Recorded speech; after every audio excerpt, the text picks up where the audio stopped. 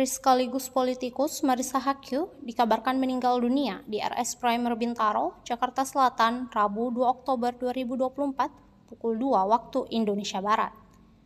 Kabar kepergian istri dari aktor Ikang Fawzi ini pertama kali disampaikan oleh putrinya, Chiki Fawzi, melalui story pribadinya di Instagram.